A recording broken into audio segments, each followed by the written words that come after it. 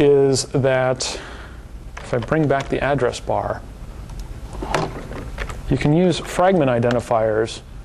Of course, it's not going to work now because the Dark Angel demos have visited.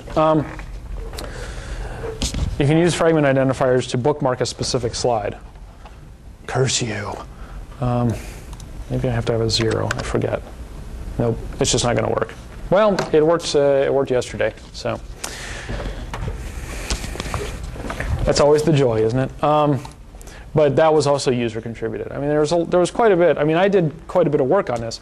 There was also quite a bit that was user contributed, either from users suggesting, "Hey, I'd like this feature," that I had never thought of because, for whatever reason, or users saying, "Hey, I would like this feature, and here's some code that does it." The type a slide number and go straight to it was an example. Actually, I had several people suggest that. The person whose code I used was the person who had commented it clearly so that I understood it.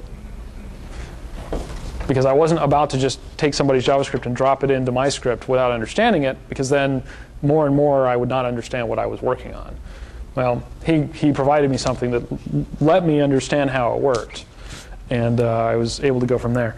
So looking forward, sort of to the future, this is a test document I've been working on. I'd like to do some basic slide transitions. This is one I've been working on, just because the kids seem to love this. I don't know.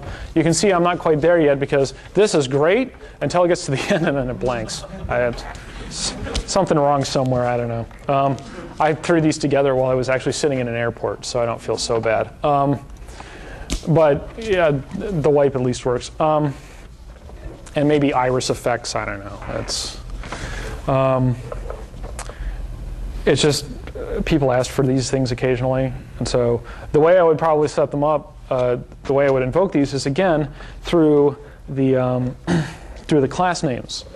A div, a slide that the user wanted to transition to through a wipe would literally have div class equals wipe, or maybe wipe LTR for left to right versus RTL for right to left, or top to bottom, bottom to whatever. I haven't figured that out quite yet, but that's I haven't figured out the exact values, but that is the approach that I will end up using, is use those class values because it's just the easiest place to do it. Something else, which is I'd like to have images scale along with fonts, if I can figure out how to do that in a sensible way. And the major pie in the sky thing I have at the moment is a pluggable framework. Doesn't that sound cool? I'd just like to have one of those. Actually, it's been suggested a couple of times. The reason to have a pluggable framework, buzzword, is so that if you set up a pluggable framework, however it is one does that, then people could create their own little effects modules, like wipes and fades and the kind of stuff that I've been working on, and then it would just all plug in magically. I don't know how, because remember, I don't really know JavaScript though. I mean, I know it better than I used to, but I'm not by any means a JavaScript wizard. And people have pointed me to examples. There's a JavaScript sort of an image slideshow that will fade from one image to another, and it'll do this resize and stuff, and it's all a pluggable framework. And they're like, oh yeah, go look at that. That's exactly how you do it. And I open up the JavaScript, I don't understand any of it. It's like doing stuff I've never seen before. And it's not that it's like dense and compact. It's commented to hell and gone. I just don't get it. So, maybe one day. But that's sort of where we're going with it. But it was weird at South by Southwest this year, South by Southwest Interactive, like half the presenters were using S5, which I just never. I was like, yeah, I'll use it, and oh, Tantek will use it, and then he'll hack the hell out of it, and it'll be better than it ever was, because he's just that kind of guy. No.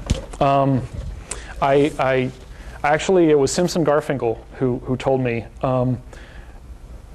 He said, have you considered this and this and this? I was like, no, I never considered those things. I didn't expect it to be popular. And he wrote back and he said, you missed two things. One, it's a cool technology demo, and two, never underestimate the depth of hatred that people have for PowerPoint. So, okay.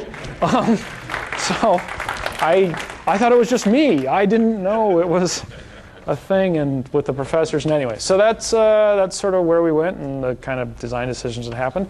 I think I have time for a question or two before Froggy comes up here and kicks my ass off the stage. So in the back. Where is this available and what kind of license? That's an excellent question. Where it's available is meyerweb.com, which is my personal website. In the top, I'm not on the network, so I can't show you, but the top toolbar, the top nav bar, there's a toolbox link. It's in there along with other stuff that I've done, like Color Blender and that sort of deal. The license currently is Creative Commons by SA 2.0. It's an attribution share-alike 2.0. I very likely will change that. I've been leaning towards expat, but I might do the BSD 3-term license. But either way, it's going to be something like that. And the license only applies to the system. It never applies to the content. The actual content can be licensed under whatever the author chooses to license it under. But the system, at the moment, as I say, is Creative Commons. But I did that and then had a bunch of people say, yeah, Creative Commons is not so good for software. And I said, this isn't software, it's just markup and JavaScript and CSS, and that's not software. They're like, it's software. Yeah. Get it licensed somehow else. So I was like, all right, fine. I haven't decided because I don't want to change the license now because it's just too much effort. So I never want to have to do it again. So I'm sort of vacillating about what the best choice would be. And expat I like because it's real short. But then I mentioned expat, and all the BSD people were like, use BSD, you moron! So I don't know. Any other questions? Or are you just all waiting for Froggy and Tiger? You guys are up next, aren't you? I'm up next. Oh, you're up next. I'm sorry. My wife is not feeling well right now. Oh. It's going to be I'm sorry. the one-man roadshow. OK. Any last-minute quick questions? Anyone? All right. Well, I'm going to hang around for a bit. I'm going to watch his thing, actually. So thank you all very much for your attention. I appreciate it.